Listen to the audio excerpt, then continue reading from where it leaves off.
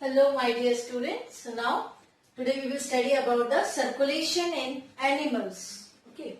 Now under that blood vascular system.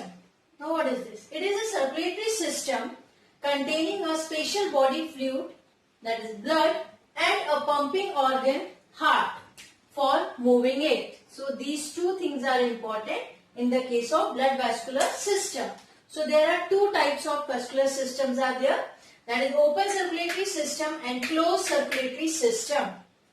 Fine. Now for the better understanding, I have given the differentiating point. You can compare at a time open circulatory system and closed circulatory system. Okay, here I have drawn the diagram also, that also I will explain. So first of all we will go one by one each and every points, then how they are differentiated from each other. So here I have written open circulatory system and here the closed circulatory system. Now the first one, the hemolymph directly bathes the organ and tissues in the case of open circulatory system. In the case of closed circulatory system, the blood circulates within the closed vessels. Okay. Now what are the closed vessels? Arteries and veins. Okay. Now the hemolymph directly. So in this case, open circulatory system directly bathes the organ and tissues. Now second one is the blood and interstitial fluids cannot be distinguished because they are mixed. Okay. Now here blood and interstitial fluids are distinct. We can separate it because here the closed vessels are there. Third point, presence. The open circulatory system is present in molluscs and arthropods, and closed circulatory system is present in annelids and vertebrates. Okay. The fourth one, blood is pumped into the body cavity. Okay. Now here blood is pumped through the vessels by the heart. Fifth one, capillary system is absent in the case of open circulatory system. But here capillary system is present in the case of closed because arteries and veins, they are connected with that. Now blood is in direct contact with the surrounding tissues. But in this case, blood is not in direct contact with the surrounding tissues. Now here you can see the diagram. This one I have drawn for the open circulatory system and this one is for the closed circulatory system. Now what happened in the case of the open circulatory system, the fluid or the hemolymph flowing through the sinuses and bathing the tissues directly. See, when the blood vessels bring that fluid from this side and then released here where the body cells are present, they are not interconnected. Fine. Now what happened? They will use directly all the body cells. They will bathe directly in the fluid through the sinus. This is the sinus in the body cavity. And then the blood moves out after utilizing by the body cells. But in the case of the closed circulatory system, when the blood vessels, they bring the blood, see you can see that they are interconnected with the capillaries, and through there what happens, the blood body cells, they will utilize. Now here the open space are called sinuses in this case, and closed space, these are called the arteries and veins, and after utilization blood moves out. So this is the main, so this is the open circulatory system. Now come to this one, seventh point, nutrients are exchanged directly between blood and tissues, here between the blood and tissues. But in this case what happened, the nutrients are exchanged by a tissue fluid. Okay. Now 8, no transport of gases takes place in the case of open circulatory system, but here the gases are transported. Then fluid flowing in the system is called hemolymph. Yes, this is hemolymph. So in the open circulatory system, the fluid flowing in the system is hemolymph. But here the fluid flowing in the system is called blood. This is very important. Now, respiratory pigment is absent in the case of open circulatory system. But in the closed circulatory system, respiratory pigment is present. And the last one is volume of hemolymph cannot be controlled. Here, the volume of the fluid which is moving. Now here volume of blood can be controlled by contraction and relaxation of blood vessels. So these are the differentiating point between the open circulatory system and closed circulatory system. And this one is important because here the fluid is hemolymph, here is the blood. Okay. Now, this closed circulatory system again divided into two. Single circulation and double circulation. There are two types, closed circulatory system. Now, single circulation, this occurs in fishes in which the blood passes only once through the heart. Only once through the heart in each complete cycle. Okay. Now, the heart of the fish carry only deoxygenated blood, and it is also called as venous heart because that contains only deoxygenated blood. Now, in the case of double circulation, now here in which blood flows through the heart twice. So that's why it is called double circulation. And here double circulation is divided into two steps, that is systemic circulation and pulmonary circulation. So in the case of systemic circulation, blood flow between heart and the organs, and pulmonary circulation, that is between heart and lungs. So this is the double circulation, and here the example is in the case of mammals and the birds, double circulation takes place. So this is all about the blood vascular system. There are two types, open and closed circulatory system, and then single and the double circulation. Now, circulatory system in human, okay, and it includes blood vascular system and lymphatic system. Okay, so first we will go in detail of the blood vascular system. Now here it consists of, just wait. So blood vascular system consists of blood, heart and blood vessels. Okay, now the first one is the blood. Now blood, it is the main circulating fluid in human. The study of the blood, branch of science which deals with the study of blood, is called hematology. Okay. Now blood is fluid connective tissue derived from mesoderm. It is bright red, slightly alkaline, pH is 7.4, salty, viscous fluid, heavier than water. Okay. An average sized adult has about 5 liters of blood, which constitutes about 8% of the total body weight. Blood is composed of two main components, plasma and blood corpuscles. So plasma here 55% and blood corpuscles 45%. Okay. Now the composition or the information related to plasma. This one. Now plasma, as I said, 55% of the blood. Now plasma is straw colored, slightly alkaline, viscous fluid. It contains 90 to 92% of water and 8 to 10% of solutes, most of which are proteins, and that compose proteins, that is of 7%. Okay. Now the proteins which are present, plasma protein, what are those? Serum albumin, serum globulin, heparin, fibrinogen, prothrombin. So these proteins are present in the plasma. Other solutes, what are those? Glucose, amino acid, fatty acid and glycerol.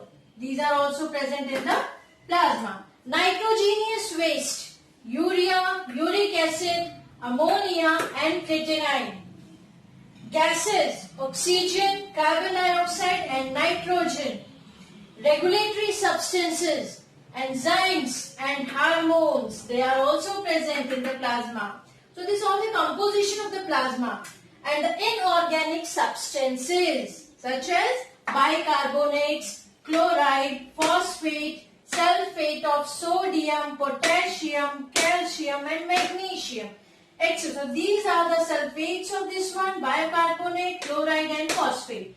So this is all about the composition of the plasma.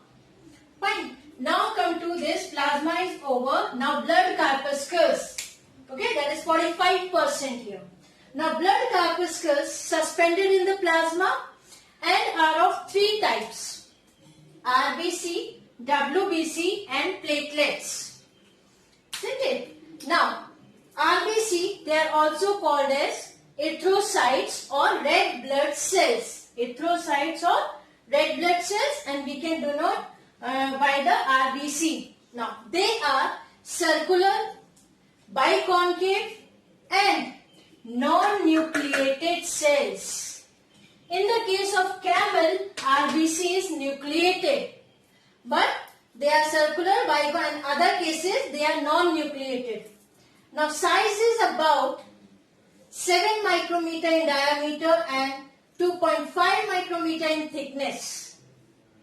The average lifespan is about 120 days of the RBC. Erythropoiesis. This term, erythropoiesis means formation of RBC. That is called erythropoiesis. In fetus, erythropoiesis or formation of RBC occurs in liver and spleen. In the case of adults, erythropoiesis or formation of RBC takes place in red bone marrow. Now old and worn out RBCs are destroyed in liver and the spleen. Fine. Now there is one more term, polycythemia. Okay, erythropoiesis, formation of RBC.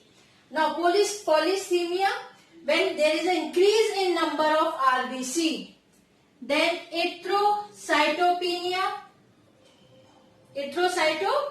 when there is a decrease in number of RBCs. Okay. Now cytoplasm of RBC contains hemoglobin. Okay, and hemoglobin is the respiratory pigment. So cytoplasm of RBC contains hemoglobin, which helps in the transport of gases. Now normal hemoglobin content in adult male is 13 to 18 grams per 100 ml of blood, and normal hemoglobin content in the case of adult female is 11.5 to 16.5 grams per 100 ml of blood. Now this is the normal value. If the amount of hemoglobin is less, then it leads to anemia. Okay. Now RBCs transport oxygen from lungs to tissues and carbon dioxide from tissues to lungs. They maintain the blood pH, as hemoglobin acts as a buffer, and RBC also maintains the viscosity of blood. So these are the characteristics of the RBC, and the terms that we have studied is erythropoiesis, polycythemia, erythrocytopenia. So this is formation of RBC. When increase in number of RBC, that is polycythemia. When decrease, then erythrocytopenia. Okay, there is one more term, that is hematocrit. Okay, now what is this hematocrit? This is the ratio of the volume of RBC to the total volume of blood, and this is called hematocrit. Fine. So in this way, the first part, that is under the blood corpuscles, erythrocytes or RBC is over. Okay. Now leukocyte, WBC, white blood cells. Now the characteristics of the leukocytes are, they are colorless, nucleated, amoeboid and phagocytic cells. Due to their amoeboid movement, they can squeeze out of the blood capillaries, and this is called diapedicus. Okay. Size is about 8 to 15 micrometer. Average lifespan of WBC is 3 to 4 days. Now formation of WBC is called leukopoiesis. Okay.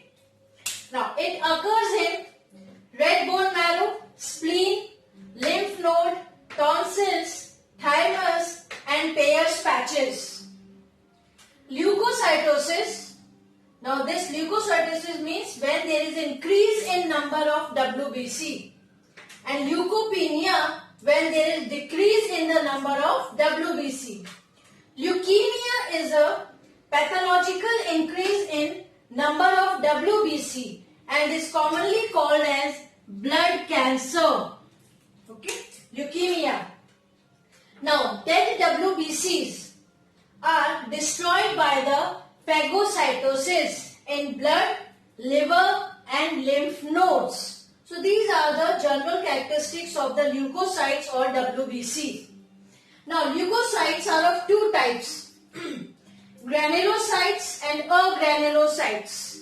Now, what is the main basic difference between the granulocytes and agranulocytes? In the case of granulocytes, granular cytoplasm and lobed nucleus is present. In the case of agranulocyte, there is an absence of granules in the cytoplasm and nucleus is not lobed. This is the basic difference. So, granular cytoplasm, here the granules are not present in the cytoplasm. Now, under the granulocytes, again three types are there. Those are neutrophils, eosinophils, basophils. Okay. Now, granulocytes, again there are two types, lymphocytes and monocytes. So, one by one we will go into the detail. So, first one is the neutrophils. So, it is a type of granulocyte. Neutrophil, the cytoplasmic granules are stained with neutral dye. Stained with neutral dyes. That's why it is a neutrophils. Nucleus is 3 to 5 lobed. You can see here I have drawn the diagram. Nucleus is lobed. What I said, granulocytes. Here all the cases nucleus will be lobed. So neutrophils, nucleus is 3 to 5 lobed, called polymorphonuclear leukocyte, because there are 3 to 5 lobes are there. They constitute 70% of the total WBC.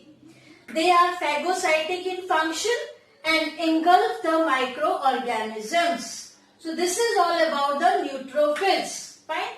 Next is the eosinophil. Eosinophil, that is also called as acidophils. Now here the cytoplasmic granules are stained with acidic dyes. Okay. So that's why acidophils or eosinophils. Such as which acidic dye? Such as eosin. Now the nucleus is bilobed. You can see here 2 lobes are there. Okay. And they constitute 3% of the total WBC. Now they are non-phagocytic and their number increases during allergic conditions. Eosinophils. Now they show antihistamine property. Okay. Increase in eosinophil number is called eosinophilia. See, that is related to the allergy. Okay. Now come to the next part, third one, basophil. Third type of granulocyte. I have drawn the diagram here also. Now here in the case of basophil, now the cytoplasmic granules are stained with basic dyes, and here the basic dye is methylene blue. Nucleus is twisted. You can see here nucleus is twisted. Now they constitute 0.5% of the total WBC. Fine. And basophil release heparin. That is, what is heparin? Anticoagulant. Okay. And histamine. So basophil release heparin and histamine. So this is all about neutrophil, eosinophil and basophil, and these are the types of granulocyte. Now come to the agranulocyte, where the absence of granules in the cytoplasm and nucleus is not lobed. So here the first one is a lymphocyte. Now lymphocyte having large round nucleus. Here you can see I have drawn the diagram. Large round nucleus.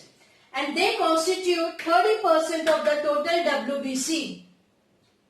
They produce antibodies. Okay. Now lymphocytes, they produce antibodies and responsible for immune system of the body. And the last is now monocytes.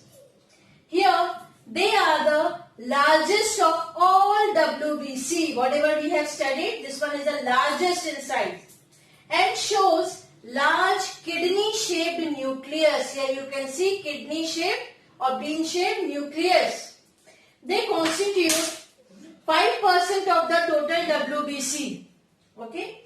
Now phagocytic in function. These monocytes are also phagocytic in function.